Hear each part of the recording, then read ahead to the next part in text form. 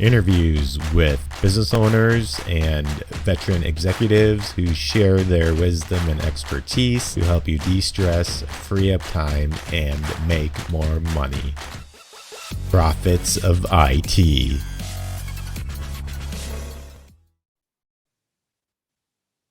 Welcome back to the Profits of IT. I am Jim Punzenberger, your host and the creator of the Managed Prospecting System. If you're looking to generate new clients or partners without cold calling, ad spend, or spamming, be sure to check out managedprospectingsystem.com. Got Adam here with me today. Adam is an amazing guy. He is a former Adobe executive, who was the head of their partner ecosystem and responsible for their $15 billion partner ecosystem. And now he just started out on his own shingle. Hey, Adam, please introduce yourself and tell us a little bit more about what you're doing currently. Yeah, sure. Hi, everybody. Adam Egbert. I am based out of Utah, and I have a beautiful wife and 5 kids. And I'm a geek like all of you. I love technology and love being involved in the tech space. So what now that you just left Adobe, what are you doing now? So I have started a company. I'm doing some independent consulting. The company's name is Infina Digital, and really what I'm trying to do is bring an aspect of thinking differently and challenging the status quo. Kind of what you would think of as Apple, right? Apple says, okay, we don't want to do things this way anymore. We're going to change it and really find some value in doing things differently. So that's what I'm doing, specifically around technology and technology consulting. A lot of it having to do with the Adobe stack. That's where I've grown up, and that's kind of the expertise I have, but also around learning management, certification, and the education space too. Great. So it sounds like you're a family man, you're a geek. Anything else that's interesting about yourself? Oh, I don't know how interesting I am. I love the outdoors. Living in Utah, it's great to I do too. To be in a great place where you can go hiking, and I love rock climbing. I was actually, this is something interesting. I was actually in a paragliding accident about 2.5 years ago, and through several miracles, I'm here today, and definitely provides a new prospect and a new perspective on life as far as things that are important to you, right? So definitely family is right there, but yeah, very, very grateful to be here and really appreciative for miracles in my life. Well, your miracles are a wonderful thing.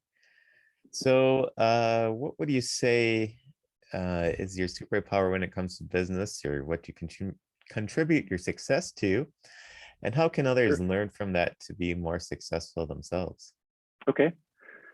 So I actually, my background, I got an MBA in international business, and the whole way through, I was still a developer. So I kind of had that web development background, and that was how I put myself through school. But I always wanted to get into the business side of it as well. And so throughout my career, you can kind of see where places where I was able to merge the two and bring the two together. And I think that's where things become really powerful, is if you're able to take a business problem and solve it with technology, bridge that gap between, okay, here's something our business needs, and here's the technology that can solve that, and bring it all together. That's a place that becomes very powerful. So bridging the gap between business and technology, do you have any tips regarding that, or how people, I guess a lot of the audience here you could consider other geeks. So do you specifically have tips for them on what they can do to bridge the gap? Yeah, I think, like I said, I'm a geek as well. I think oftentimes it's easy to kind of get caught up in the technology and to it's kind of a shiny toy, right? Oh, hey, there's this new thing. I'm gonna go try it out, and hey, I wanna see this over here. Just because it's cool does not always mean it's useful, right?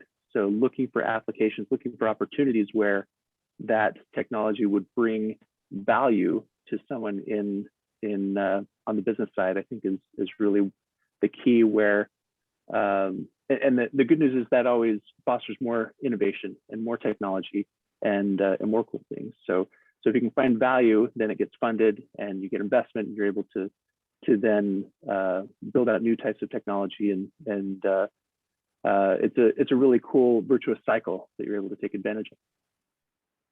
So you basically prove the concept, that, or you come up with the concept, you prove it, it then creates, I guess, revenue. I guess that we're talking about either creating revenue or saving revenue or saving money Right. in some way. That's Right. ultimately what we're talking about. And then the cycle continues because you have you're able to then continue to make investments in technology and continue the process. Is that what we're Yeah. talking about? Yeah, absolutely. And I would say it doesn't always need to be perfect initially. I think oftentimes in technology we want it to be just right, and spend a lot of time on it. But if you can get a product out there, oftentimes you'll be faster at failing, right? Faster at finding things that don't work as well, and then you're able to focus on the places that the technology does work and does provide value. So what other things are important to know about this? I think I'm really a fan of design thinking and like I mentioned, failing fast, right? Mm-hmm. So I mean, if you take a look, I'm going to maybe depart from the technology sector a little bit, but look at the way that that NASA will develop a rocket versus the way that SpaceX does, right? SpaceX says, okay, great, let's put it together and get it launched and see what blows up, right? With NASA, they say, no, we need this perfect. It's going to take years, right? There's years of development that goes into it. We need to make sure that when we send it up, that nothing happens, right? They're so scared of failure that it's more expensive. It takes more time. Whereas SpaceX will say, you know what? We can get to a better final product by failing over and over again quickly, and then tweaking, making changes. The same applies in technology. If you can fail fast and learn from those failures, change make the tweaks that you need to, then it's hugely valuable. So basically that rocket blew up, but what did we learn from it blowing up? Right. Yep. And how can we what can we do now to test the next rocket in a short period of time, and hopefully that one won't blow up? That's right. Yeah. So the iteration cycles are a lot shorter, and you get better information by trying things out, even if they're not perfect, right? And seeing where they fail so you can fix this problem. What other thoughts do you have about this? I think, good question. You're exhausting all of my thoughts. I think oftentimes it's easy to get distracted as well, right? So making sure that you have a good focus on what is the end goal, what is it we're trying to achieve, right? And making sure that the efforts you have go towards that. So keeping that focus, making sure that it's the business result that we're trying to accomplish.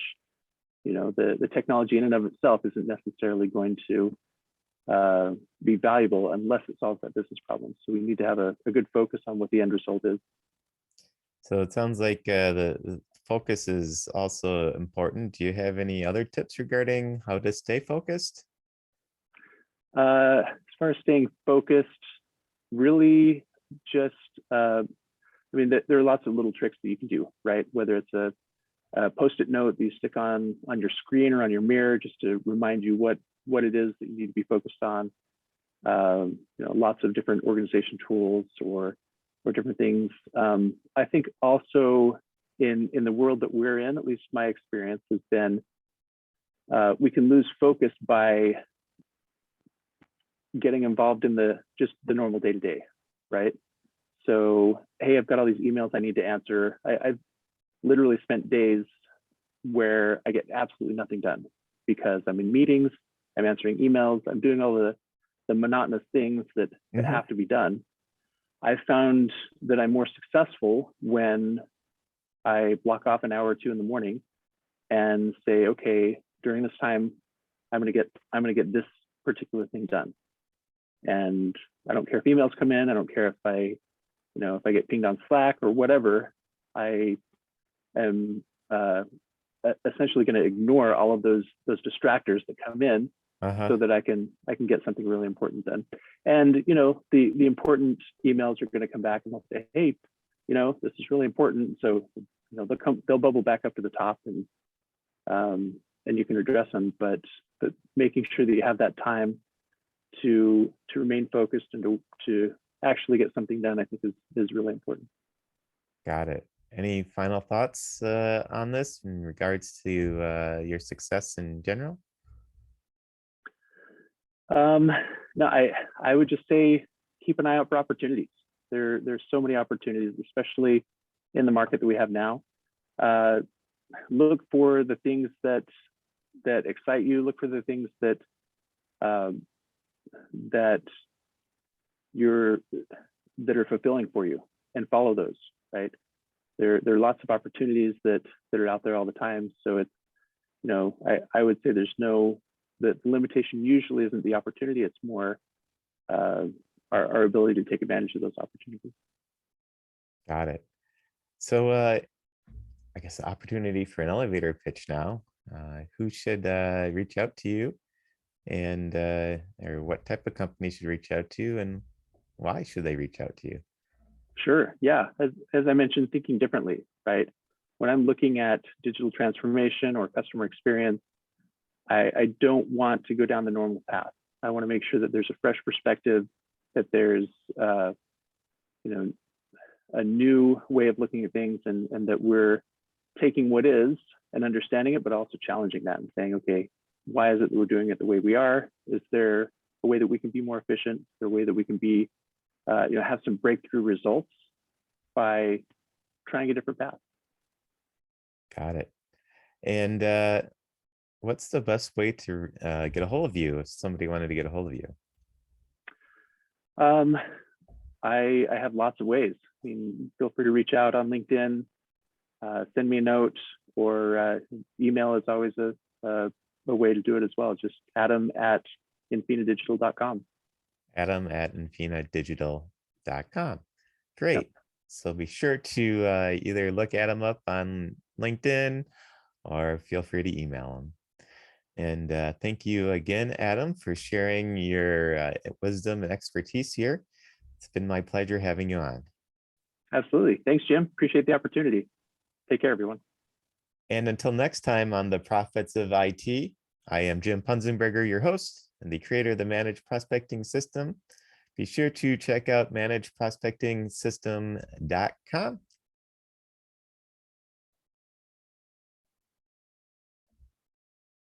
Thank you for tuning in to the Profits of IT.